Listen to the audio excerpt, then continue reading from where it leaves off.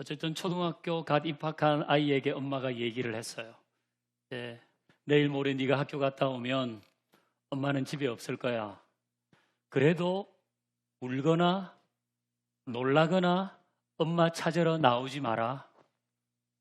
엄마는 아빠 회사에 심부름 간 거니까 곧 돌아올 거야. 며칠 전부터 여러 차례 이야기를 했습니다. 그런데 당일날 아이가 학교를 마치고 돌아오니까 엄마가 없어요. 그걸 확인하자 아이가 울고 불면서 밖으로 엄마를 찾아서 나가버렸습니다. 이건 참 보기에 딱한 일입니다. 저는 오늘 본문을 보면서 이런 답답함을 가집니다. 오늘 본문은 마리아와 요한과 베드로가 예수님의 무덤을 찾아간 장면입니다. 물론 이 마리아는 예수님의 모친 마리아가 아니고 막달라 마리아입니다. 이 세 사람에게 예수님은 이미 여러 차례 말씀하셨습니다. 내가 죽은 후 사흘 만에 부활할 것이다. 여러 차례 알려주셨습니다. 그런데 본문에 나오는 이 예수님의 무덤 주변에서 일어난 일련의 사건들을 보면 내가 부활할 것이라는 예수님의 말씀을 이 세 사람은 전혀 기억하지 못하고 있습니다. 참 답답한 상황입니다. 1절을 보면 예수님의 무덤을 막았던 큰 돌이 굴러져 있었잖아요. 이게 이상한 일 아닙니까? 그 무덤은 로마 군인들이 봉인을 하고 지키고 있었는데 무덤의 돌이 굴러져 있는 거예요. 이걸 우리식으로 얘기하면 이미 매장을 했는데 봉분이 파헤쳐져 있고 관이 훼손되어서 뚜껑이 열려 있는데 안에 시신이 없는 겁니다. 이거 그냥 일반적인 일이 아니잖아요. 그러나 마리아는 예수님이 하신 말씀을 기억하지 못합니다. 도리어 요한과 베드로에게 가서 말합니다. 2절에 있듯이 누가 예수님의 시신을 가져간 것 같다. 그러자 요한과 베드로가 예수님의 무덤으로 달려오죠. 그리고 두 사람이 다 그 무덤 안으로 들어가 봅니다. 이제 6절과 7절을 읽겠습니다. 6절과 7절 시작. 시몬 베드로는 따라와서 무덤에 들어가 보니 세마포가 놓였고 또 머리를 쌌던 수건은 세마포와 함께 놓이지 않고 딴 곳에 쌌던 대로 놓여 있더라. 아멘. 자, 우리는 시신을 입관할 때에 수의를 입히잖아요. 유대인들은 방부 처리를 한 다음에 세마포, 하얀 천으로 시신을 쌌습니다. 우리가 생각하는 미라의 모습, 그렇게 생각하면 되겠습니다. 그런데 예수님을 쌌던 이 세마포가 다 벗겨져서 한쪽에 잘 개켜져 있는 겁니다. 또한 예수님의 머리를 쌌던 세마포는 모양 그대로 쌌던 대로 놓여 있어요. 마치 누에 꼬치가 이렇게 집을 만든 것처럼 머리 모양대로 동그랗게 그대로 있는 거예요. 누가 시신을 가져갔다면 그 세마포를 다 벗기고 가져갔겠습니까? 설령 세마포를 벗겼더라도 그 예수님의 머리를 쌌던 그 천은 모양 그대로 동그랗게 이렇게 남아있을 수가 있겠습니까? 그런데도 이들은 예수님의 부활을 떠올리지 못합니다. 혹시 예수님이 부활할 거라고 하셨는데 다시 살아나신 것은 아닐까? 이런 생각을 하지 못합니다. 10절을 보면 이에 두 제자가 자기들의 집으로 돌아가니라 그랬어요. 이상하다. 정말 이상하네. 이게 무슨 일이야? 세상에 이런 일이 제보할까? 고개를 갸우뚱거리면서 두 사람은 그렇게 집으로 돌아갔습니다. 두 제자가 집으로 돌아간 이후에 마리아는 울면서 무덤에 머물러 있었죠. 그때 흰옷 입은 천사가 나타나서 말합니다. 아니, 이쯤 되면 눈치채야 하지 않습니까? 그것도 흰옷 입은 천사가 예수님의 시신이 뉘어졌던 그곳의 머리 부분과 발 부분에 딱 앉아 있는 거예요. 그리고 물어요. 여자여, 왜 우느냐? 이쯤 되면 예수님이 부활하셨구나. 그러나 마리아는 그렇게 생각하지 않습니다. 13절을 같이 봅니다. 13절 우리 같이 읽어요. 시작. 사람들이 내 주님을 옮겨다가 어디 두었는지 내가 알지 못함이니이다. 자기는 예수님의 시신을 찾지 못해서 울고 있다는 거예요. 다른 사람들이 이 시신을 어디로 옮긴 게 분명한데 마리아는 부활의 현장에서 예수님의 시신만 찾고 있습니다.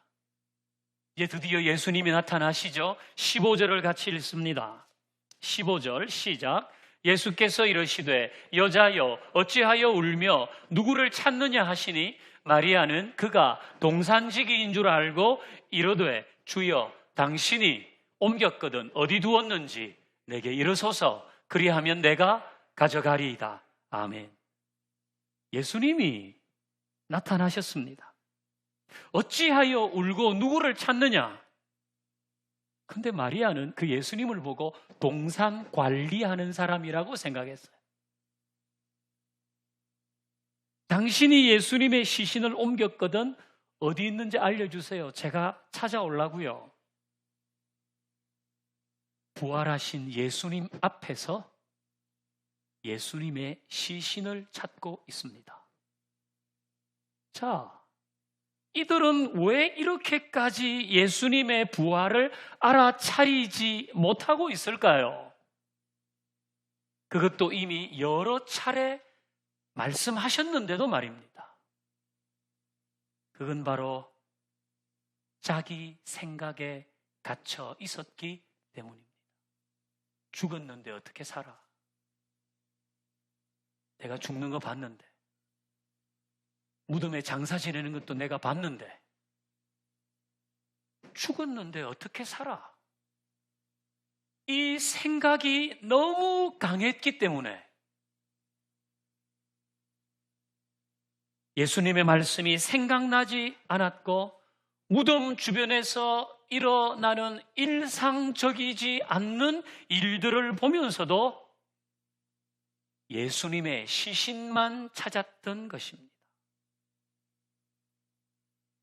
자, 여러분, 현실 세계에서 우리가 사는 세상에서 그것이 존재하느냐 존재하지 않느냐 실제성을 확인하는 기준은 눈입니다. 보이느냐 보이지 않느냐, 볼 수 있느냐 없느냐, 상식으로 이해되는 것만, 너의 논리로 받아들일 수 있는 것만, 네 눈에 볼 수 있는 것만 믿으라는 것입니다. 그것이 현실 세계에서 실제성을 확인하는 기준입니다. 그러면 신앙의 세계에서 실제성을 확인하는 기준은 뭘까요? 그것은 믿음입니다. 신앙의 세계에서 그것이 존재하느냐 존재하지 않느냐를 확인하는 것은 눈이 아니라 믿음입니다. 그래서 신앙의 세계에는 믿어야 볼 수 있는 것이 많습니다. 믿어야 천지창조가 보입니다. 믿어야 홍해가 갈라진 것이 보입니다. 믿어야 예수님의 생애가 보이고 믿어야 부활이 보입니다. 그러나 이 모든 것을 눈으로만 보면 허상 같습니다. 논리로 이해하려고 하면 받아들일 수 없습니다. 그러나 믿으면 그 믿음이 실제가 됩니다. 믿으면 그 믿음의 증거가 생깁니다. 믿으면 보이는 거예요. 신앙의 세계에 있는 신비입니다.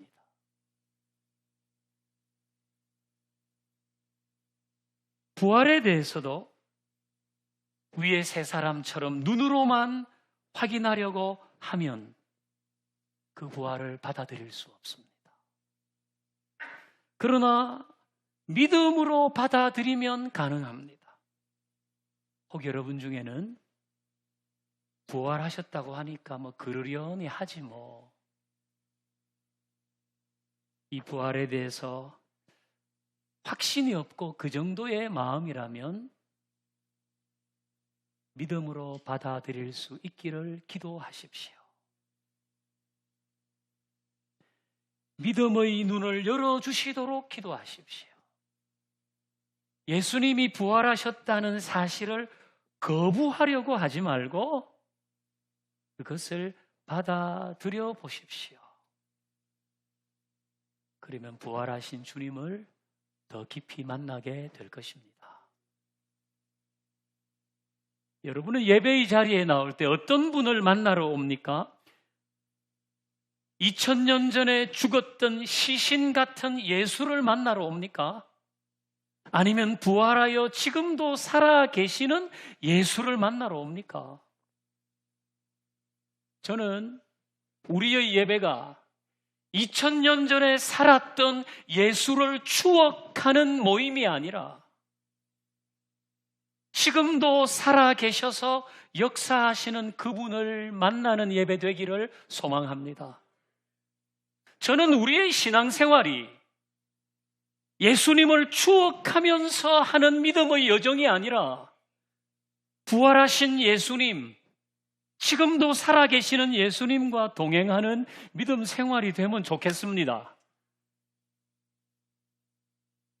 자기 생각에 갇혀서 시신을 찾아다니는 죽은 예배가 아니라 부활하신 주님을 만나는 살아있는 예배 되기를 소망합니다. 치유를 경험하고 새로운 삶을 결단하고 부활의 증인이 되고 나와 동행하시는 예수님과 날마다 교제하는 그런 은혜가 부활하신 주님을 만날 때 일어나는 줄 믿습니다. 오늘 설교의 제목은 늘 살아 계시네입니다. 늘 살아 계시네. 추억 속에 존재하는 분이 아니라 지금도 살아 계신 분이죠.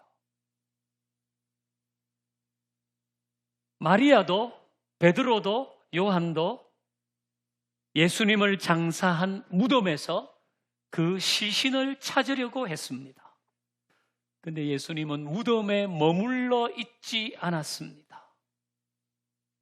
우리도 무덤에 머물러 있으면 안 됩니다. 무덤은 우리가 머물러 있을 곳이 아닙니다. 무덤은 절망의 장소이기 때문입니다. 그러므로 인생을 살다 보면 절망스러운 일이 있을지라도 그 절망에 머물러 있으면 안 됩니다. 그건 마치 무덤에 머물러 있는 것입니다. 우리 인생에는 슬픈 일도 있고 억울한 일도 있고 답답한 일, 갑갑한 일, 한숨 쉴 만한 일들이 다 있습니다.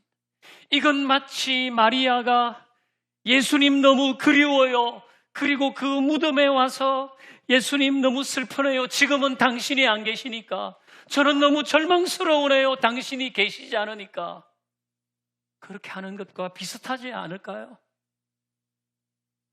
우리의 인생에는 다 무덤과 같은 절망스러운 상황이 있지만 예수님은 거기에 머물지 말라고 하시는 겁니다.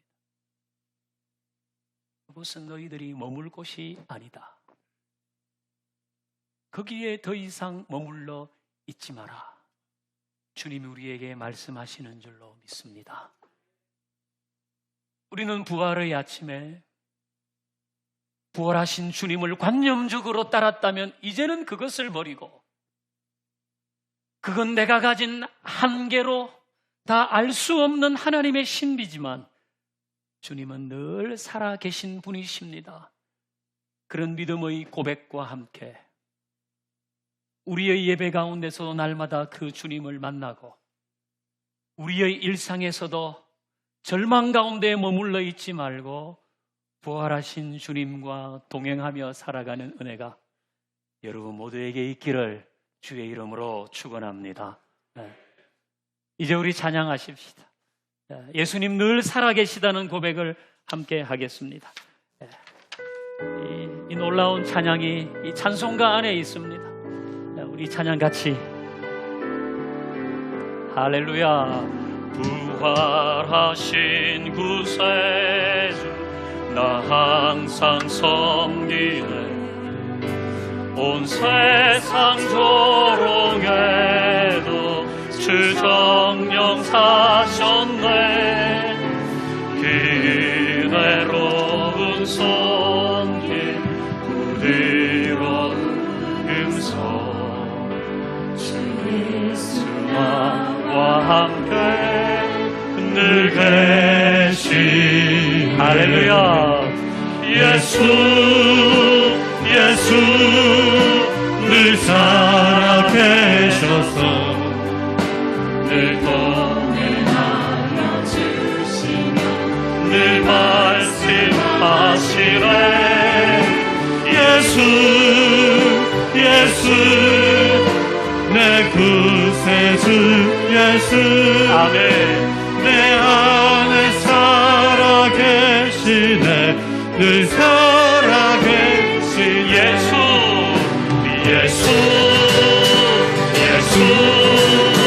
늘 살아계셔서 주 동행하여 주시니 늘 말씀하시네. 예수 내 구세주 예수.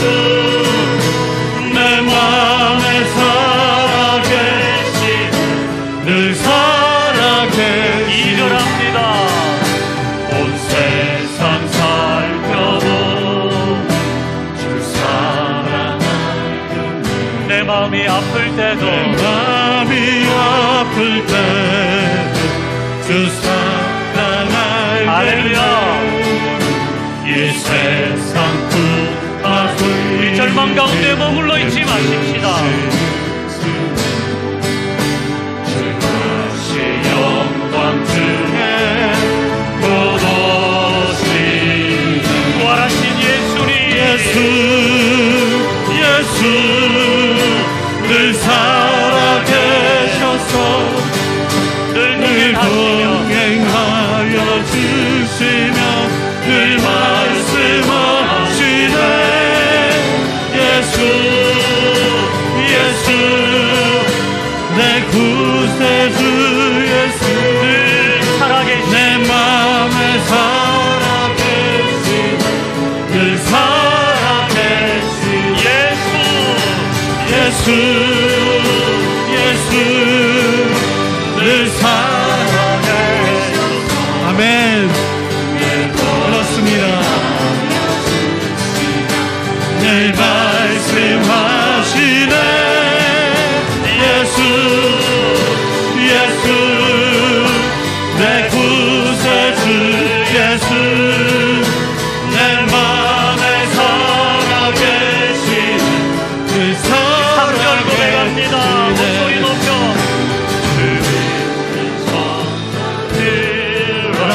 다 기쁜 노래로 주 예수와 함께 찬양 드리세. 이 세상 소망이요 참 친구 되신 영원토록 찬양합니다. 예수 영원토록 부활하신 예수님과 동행하며 가십시다. 예수 늘 살아계셔서 늘 동행하여 주시고 늘 말씀하시네. 예수 내 구세주 예수.